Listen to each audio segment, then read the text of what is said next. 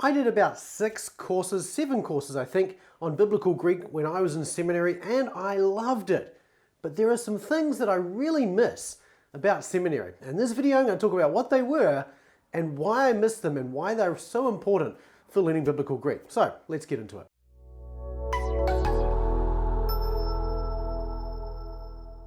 Seminary was a great place to learn Biblical Greek and really start to study the text of the New Testament in rich and deep ways.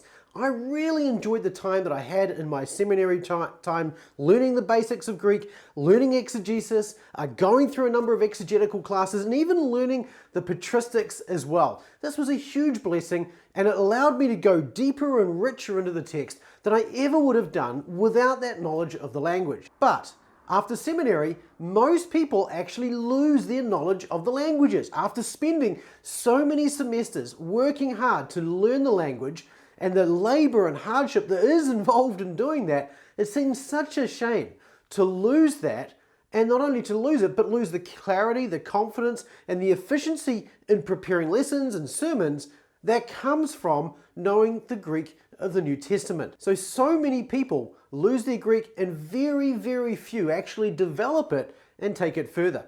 And that's where I think seminary is really good. It gives you the opportunity to not only learn the language, but then to go a lot deeper into the language and develop it until you have a lot more confidence if you have the time. And therein lies some of the constraints with seminary. You've got semesters, you've got a degree program, and all of this provides constraints that prevent you from really taking Greek to the level you might want to do it to. But for the most part, if you're in an MDiv program, you're going to have very little Greek to work on. In fact, a lot of seminaries these days really don't even do a lot of Greek.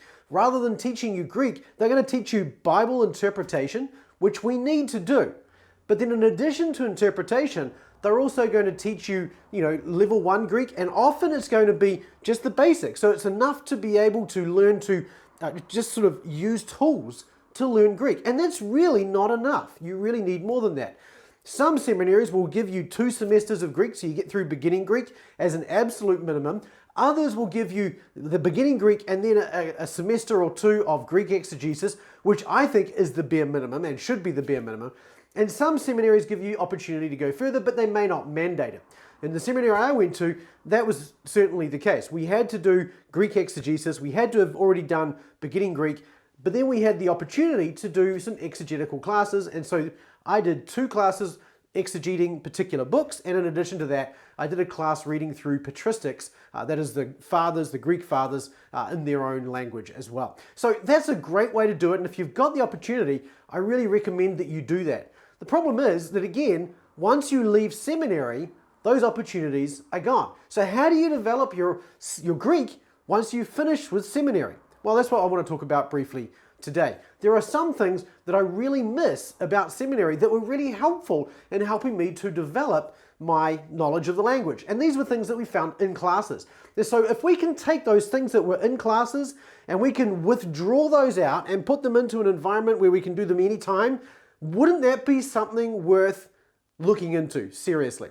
Well, that's exactly what we're looking at today. So before I get into the 3 things that I really miss from seminary, I'd love to hear from you. What do you miss? If you went to seminary and you learnt Biblical Greek there, what do you miss about seminary and the way you learnt Greek in seminary? Let me know by leaving a comment in the comment section below. I'd love to hear from you there. The first one, of course, is working with other learners. Working with other learners. One of the things that we do have in seminary is we have a number of people who are working at roughly the same level as us, or at least with the goal of learning Biblical Greek in the same sort of program. They might be a year or 2 ahead, but they're in the same program. They're working together to grow their knowledge of the language. And as you do that, there's a camaraderie there, and there's a sense in which you spur one another on and really help to develop one another further as you do this. Now, there's been a lot of work inside social media forums and things to try and develop some of this as well. For instance, on Facebook, there are a number of groups where you can learn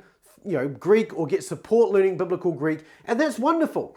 But those people are all on different tracks. They don't all necessarily have a plan or a program, and they're certainly not necessarily all learning in just a year or 2 ahead. Some of those groups, not all of them obviously, some of them have got some fantastic people in them, but they're way ahead, so far ahead that they're actually, it's almost irrelevant for somebody coming in from scratch. Other people are so little ahead that it's actually not very helpful for people who are just coming in as well. And so it's very hard to have a group that's on the same path that can actually help one another and support one another, where you've got that camaraderie, where you can have a group of people who are on a similar stage to you, but just a little further ahead, and you've got that help from professors and so on in that curriculum that's drawing you all along together. So that's one of the things that I really miss from seminary, is that camaraderie and that working together. Hey, if you're getting value out of this video, could you hit the like button on this video? That tells YouTube that this is a useful video and other people might like to see it as well. And while you're there, don't forget to hit the subscribe button and the notify bell so you're notified when new videos come out.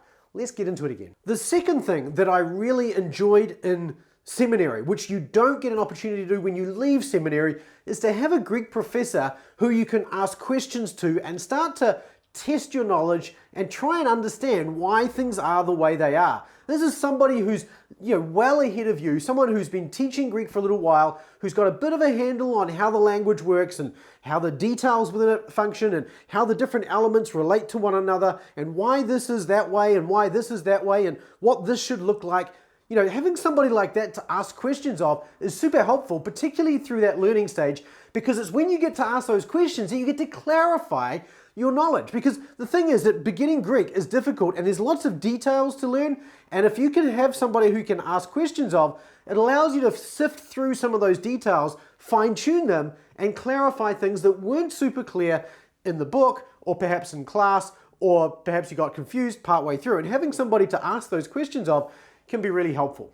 So that's the second thing, is having somebody, a professor, someone who's trained, who's ahead of you by a good margin, who can actually teach you and fill in some of the answers to those questions. So that's the second thing I really missed from seminary. The third thing I really missed from seminary is the opportunity to sit together in a classroom and actually read the text. And again, this is a little bit like that previous one, except rather than having questions to ask the professor, you've got a text there and you've got a curriculum and a requirement that you sort of be there and ready to read on that day. Now, it may not mean that you're going to do a whole lot of work preparing for that reading. Sometimes it would, depending on the class, but sometimes it's just read the text before we get to class and let's just work through it together. That was what I thought was just absolute gold, because then what you're doing again is you're learning to read the text, you're hearing other people and their translations, and it's helping you to think through why you're translating it the way you're translating it. And on top of that, questions will come up which you can either discuss together as a group, or again, the professor's there and you can ask questions of him. And so having a group where you're reading together is really, really helpful to help push your Greek to the next level. Because again, the biggest challenge with Greek once you get out of seminary is, how do I keep pushing my knowledge of the language? And that's where having a set curriculum or class or reading program that's ahead of you, that's where that comes in so handy, that you can then just join that class, ask questions, try doing the translation, and when you don't get it, it's not a big deal because you're there to learn, right? And so you can ask questions and clarify and get the translation clear so you understand what's going on. So those are three things that I really missed from seminary. Part of the reason I'm saying this is because I ended up putting these three things into a low price membership as part of Master New Testament Greek. This is the community membership program inside Master New Testament Greek. And you can find out more about this at masterntgreek.com/community. Okay, so masterntgreek.com/community. And it's open right now. So I'm not going to keep this open for very long, but if you are interested in these three things, that is the ability to work with a group of learners who are on the same path, the ability to ask questions and get, solve problems like that, and then the ability to read together, this is exactly what we do. So every week we have an office hours call and we talk together about, whatever questions you happen to have on your mind. And that's just a 1 hour program, and we work through a little bit of Greek in that as well, but it's 1 hour every week where you can ask questions and get answers. We also read through text. So we alternate between the Greek Old Testament, the Septuagint, the New Testament, and then the Apostolic Fathers as well, which means you're reading both familiar texts and unfamiliar texts, which gives you a great opportunity to sort of get well beyond your comfort zone in a sense and read texts that you may not otherwise be familiar with. And this is good too, because we get to look at both harder text and easier text. Like we've looked at this month, we're looking at Matthew chapter 5. Next month, we're looking at the Didache again. So it's just different kinds of text, and you get to work through those together as well. And on top of that, it's all part of a community. So there's an online community. You can ask questions and interact in the community. People share resources and all sorts of things there as well. So if you're interested in that, masterntgreek.com/community. It's available just for the next couple of days, and after that I'm going to close it up again. But if you're interested, that's those 3 things that I really missed from seminary. Again, it's working with others who are on the same path as you, being able to ask questions of a professor and get the help you want. And 3, being able to work through and read text together and then clarify translation and talk about why the text is saying what it's saying and why it means this and why it says that and why this is there and so on and so forth. So I hope this has been helpful. If you miss any of these 3 things or something else that you went through when you went to seminary, I'd love to hear about it below. Leave a comment in the comment section below. Let me know what you really missed about seminary. I'd love to hear from you there. Thank you so much for watching. Keep taking small, consistent steps toward mastery, and I look forward to seeing you in the next video. We'll see you then.